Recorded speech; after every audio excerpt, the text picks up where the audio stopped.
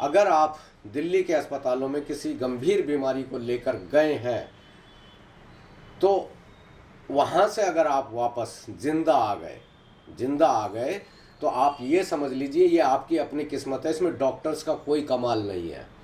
नमस्कार दोस्तों, town hall times में आप सभी का एक बार फिर से बहुत बहुत स्वागत है। और आज हम बता रहे हैं आपको देश में बिगड़ती स्वास्थ्य सेवाओं के बारे में। हालांकि आप जैसा कि जानते हैं कि देश में प्रधानमंत्री श्री नरेंद्र मोदी जी ने आयुष्मान योजना लागू की है और जिसमें लगभग 1,76,000 करोड़ रुपए से ज़्यादा का खर्च हो चुका है। लेकिन अगर हम इस योजना की पड़ताल परत दर परत करना शुरू करें तो हमें ये पता चलेगा कि ये जो योजना है एक टोटल बोगस और वोट लेने वाली और फ्रॉड योजना है। तो सबसे पहले हम ये बात जानेंगे कि क्या किसी एक वेलफेयर स्टेट में इस तरह की योजनाएं लाना क्या सरकार के लिए सही है या नहीं है।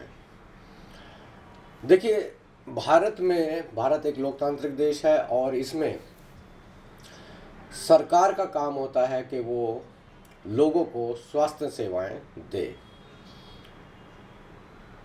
सरकार हमारी जब हमें स्वास्थ्य सेवाएं नहीं देंगी, हमें रोजगार नहीं देंगी, हमें गरीबी से मुक्त नहीं कराएंगी, तो फिर सरकार हम चुनते ही क्यों हैं। यानी जो सरकारें हमें स्वास्थ्य नहीं दे पा रही हैं, शिक्षा नहीं दे पा रही हैं, रोजगार नहीं दे पा रही हैं, तो वो सरकारें क्या, हमने जो सरकार बनाई है वो क्या हमने पूंजीपतियों के दलाल बनाए हैं। सोचने वाली बात है ये है।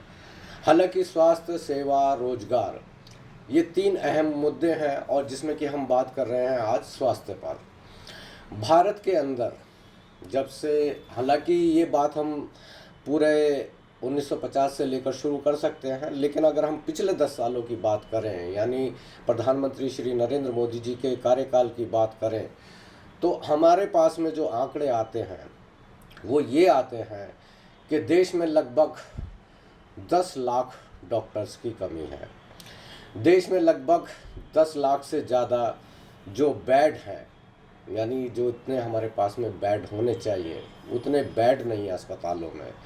जितने हमारे पास में उपकरण होने चाहिए, यानी CT scan machine, MRI machine, x ray machines, ये हमारे पास में दिल्ली शहर तक जैसे अस्पतालों में नहीं है।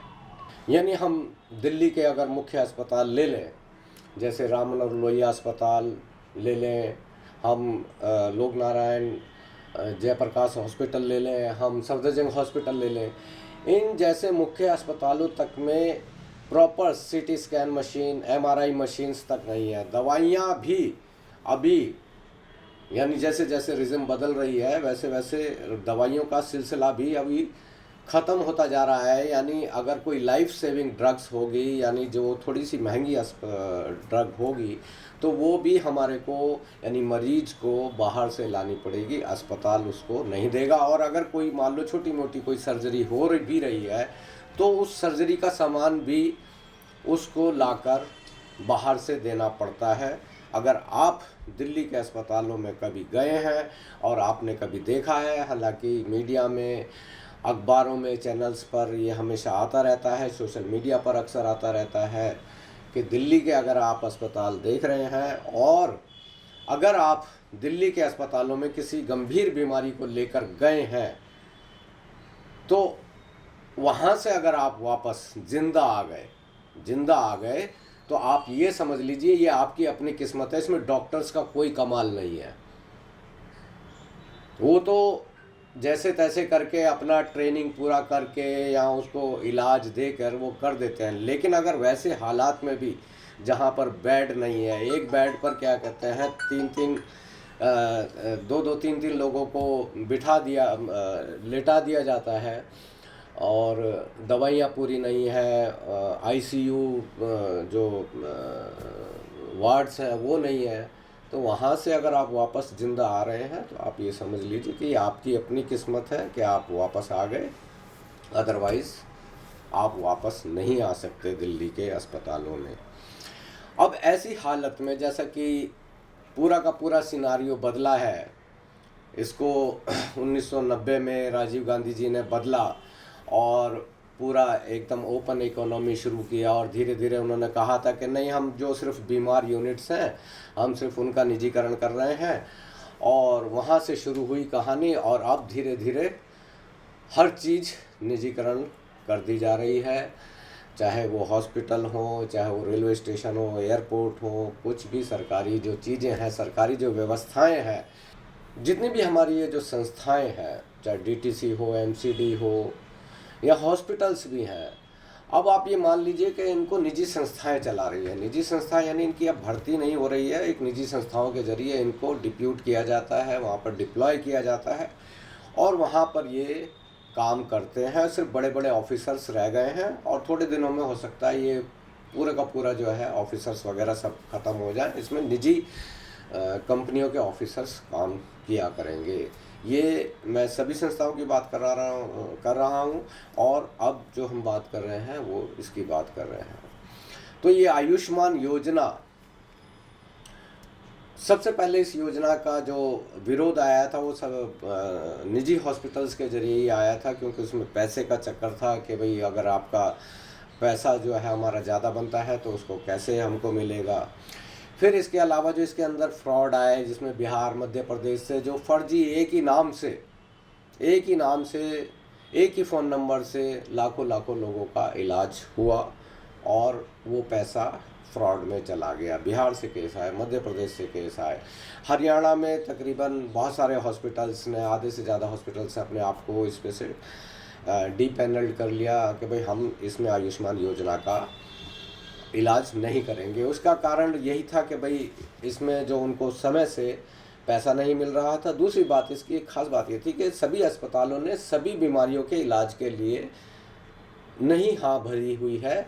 जो भी लोग इसका करते हैं इलाज हॉस्पिटल्स, वो कुछ खास बीमारियों का वो ले लेते हैं, जैसे कोई किसी ने हार्ट ले लिया, किसी ने ऑर्थोपेडिक ले लिया, इस तरीके से वो इलाज करते हैं। अगर आप ये सोचते हैं कि आपके पास में आयुष्मान कार्ड है और आप किसी भी हॉस्पिटल में जाकर अपना इलाज करा लेंगे, तो ये आपकी बहुत बड़ी गलतफहमी है।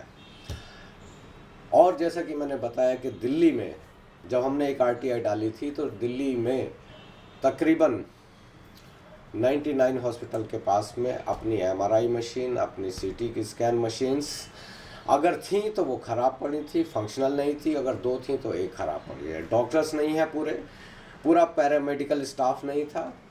ये सारी की सारी समस्याएं ये हैं। तो सबसे बड़ी सोचने वाली बात ये भी है कि ये लोग एक वेलफेयर स्टेट में, भारत एक वेलफेयर स्टेट है, इसमें सरकार का काम है शिक्षा, स्वास्थ्य, रोजगार जैसे इन चीज़ों को उपलब्ध कराना। अब हुआ क्या कि इस योजना को एक वोट हड़पने के हथियार के रूप में लाया गया था 2018 में।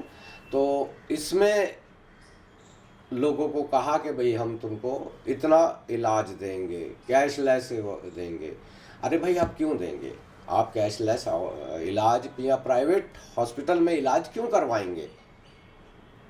आप जो आपके मौजूदा सरकारी हॉस्पिटल्स हैं, इसमें आप डॉक्टर्स नहीं ला रहे हैं, इसमें आप नर्सेज नहीं ला रहे हैं, इसमें आप स्टाफ नहीं ला रहे हैं, उनकी भर्ती नहीं कर रहे हैं, उसमें आप बेड नहीं ला रहे हैं, इसमें आप जितने भी इंस्ट्रूमेंट्स चाहिए होते हैं वो नहीं ला रहे हैं, बल्कि आप तो अपने ही जो सब्जेक्ट्स हैं, अपने जो देशवासी हैं, उनको प्राइवेट हाथों में दे रहे हैं। यानी आपका जो इरादा है वो बहुत खतरनाक नज़र आ रहा है कि आप धीरे धीरे अपना पिंड छुड़ा रहे हैं। अभी आपने जैसे देखा होगा कि पिछले 1-2 महीने के अंदर ही राष्ट्रपति महोदया ने 2 निजी हॉस्पिटल्स का उद्घाटन किया। एक गाज़ियाबाद में किया, एक वृंदावन में किया।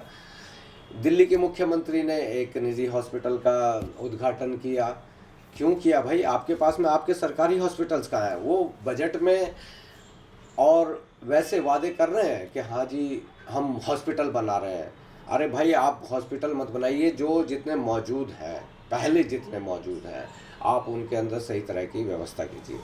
हमारी आरटीआई के अंदर ये मालूम हुआ हमारे कि एक दिन के अंदर एक हॉस्पिटल के अंदर, जैसे जीटीबी हो गया, एलएनजेपी हो गया, राम मनोहर लोहिया हॉस्पिटल हो गया, एक दिन में लगभग एवरेज 5,000 लोग अपना इलाज कराने के लिए आते हैं।